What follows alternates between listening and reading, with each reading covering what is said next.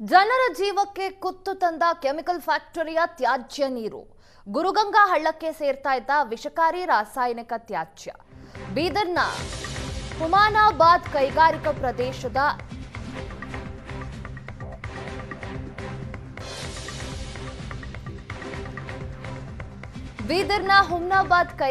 ಪ್ರದೇಶದ ತ್ಯಾಜ್ಯ ನೀರು ಕೆಮಿಕಲ್ ನೀರಿನಿಂದ ಪವಿತ್ರ ಹಳ್ಳ ಮಲಿನವಾಗಿದೆ ಅನ್ನೋದಾಗಿ ಸ್ಥಳೀಯರು ಆಕ್ರೋಶವನ್ನು ಹೊರಹಾಕಿದ್ದಾರೆ.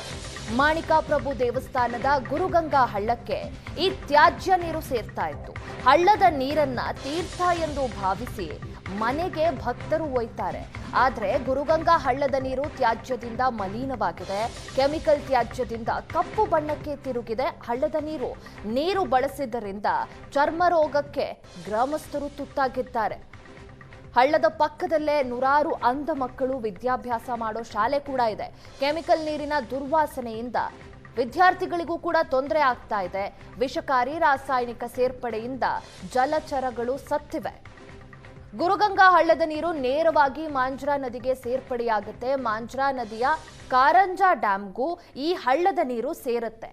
ಕೆಮಿಕಲ್ ಮಿಶ್ರಿತ ನೀರು ಅಲ್ಲಿಗೂ ಕೂಡ ಸೇರುತ್ತೆ. ಬೀದರ್ ಜಿಲ್ಲೆಯ ವಿವಿಧ ತಾಲೂಕುಗಳಿಗೆ ಅಲ್ಲಿಂದ ಕುಡಿಯುವ ನೀರು ಪೂರೈಕೆ ಆಗುತ್ತೆ.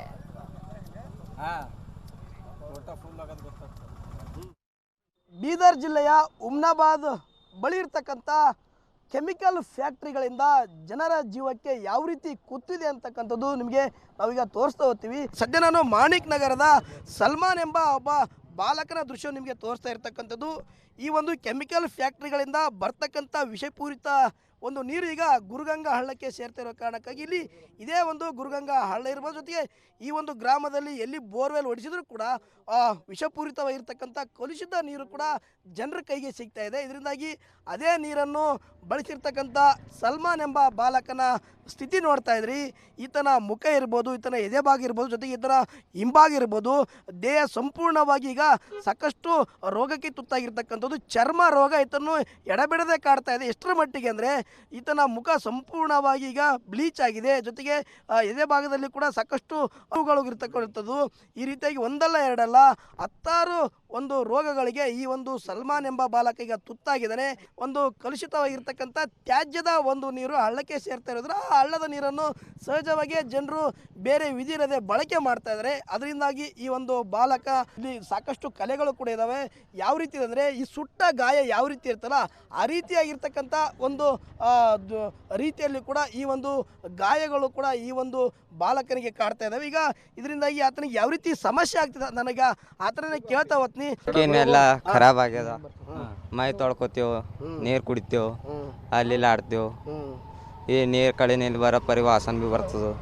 ಅದು ಕೈಲಿಂದ ನಮಗೆ ಸ್ಕಿನ್ ಪ್ರಾಬ್ಲಮ್ ಆಯಿತು. ಈಗ ನೀವು ಬೆಳೀತಕ್ಕಂಥ ಮಕ್ಕಳು ಈ ರೀತಿಯಾಗಿ ಮುಖ ಆದರೆ ಈ ರೀತಿ ದೇಹದಲ್ಲಿ ಕೆಟ್ಟರೆ ಚರ್ಮ ರೋಗ ಅಂತ ಬಂದರೆ ನಿಮ್ಮ ಭವಿಷ್ಯ ಏನಾಗ್ಬೇಡ ಅಂತ.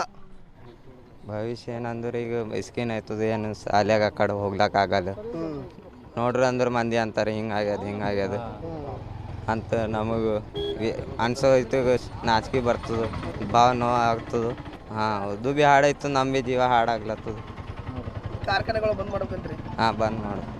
ಇದು ಏನು ಚರ್ಮ ರೋಗಕ್ಕೆ ತುತ್ತಾಗಿರ್ತಕ್ಕಂಥ ಸಲ್ಮಾನ್ ಎಂಬ ಒಂದು ಬಾಲಕನ ಮಾತಾಗಿರ್ತಕ್ಕ. ಇದು ಕೇವಲ ಸಲ್ಮಾನ್ ಮಾತ್ರ ಅಲ್ಲ, ಮಾಣಿಕ್ ನಗರ ಸೇರಿದಂತೆ ಎಲ್ಲೆಲ್ಲಿ ಕೆಮಿಕಲ್ ಫ್ಯಾಕ್ಟ್ರಿಗಳಿಂದ ವಿಷಪೂರಿತ ನೀರು ಬರುತ್ತೆ. ಆ ನೀರನ್ನು ಬಳಕೆ ಮಾಡಿರ್ತಕ್ಕಂಥ ಸುಮಾರು ಪ್ರತಿ ಗ್ರಾಮದಲ್ಲಿ 50ರಿಂದ 60 ಜನರು ಈ ರೀತಿಯಾಗಿರ್ತಕ್ಕಂಥ ಚರ್ಮದ ಕಾಯಿಲೆಗೆ ತುತ್ತಾಗಿ ನಿತ್ಯವೂ ಕೂಡ ನರಳಾಟ ಅನುಭವಿಸ್ತಕ್ಕಂಥ ಒಂದು ಪರಿಸ್ಥಿತಿ ಇರ್ತಕ್ಕಂಥದ್ದು. ಆದರೆ ಇಲ್ಲಿ ಸಾಕಷ್ಟು ಕಾರ್ಖಾನೆಗಳು ಈಗ ನೀರು ಬಿಡ್ತಾ ಇರೋದ್ರಿಂದ ಅದನ್ನು ತಡೆ ಹಿಡ್ತಕ್ಕಂಥ ಕೆಲಸವನ್ನು ಅಧಿಕಾರಿಗಳು ಮಾಡಿಲ್ಲ, ಜನಪ್ರತಿನಿಧಿಗಳು ಮಾಡಿಲ್ಲ. ಕೇವಲ ಇದು ದೈಹಿಕ ಕಾಯಿಲೆ ಅಲ್ಲ, ನಮಗೆ ಮಾನಸಿಕವಾಗಿ ಕೂಡ ಕುಗ್ಗುವಂತೆ ಮಾಡಿದೆ. ಸಂಬಂಧಪಟ್ಟ ಅಧಿಕಾರಿಗಳು, ಜನಪ್ರತಿನಿಧಿಗಳು ಈ ಕಾರ್ಖಾನೆಗಳ ಒಂದು ಕೆಮಿಕಲ್ ಹಾಟಕ್ಕೆ ಬ್ರೇಕ್ ಹಾಕಬೇಕು, ನಮ್ಮ ಜೀವವನ್ನು ಉಳಿಸಬೇಕೆಂಬ ಮಾತನ್ನು ಕೂಡ ಹೇಳ್ತಾ ಇರುವಂಥದ್ದು. ಕ್ಯಾಮರಾಮನ್ ಶರಣ್ ಕುಮಾರ್ ಜೊತೆ ಪರಶುರಾಮ ಕುರೇಶ್, ಸುವರ್ಣ ನ್ಯೂಸ್, ಬೀದರ್.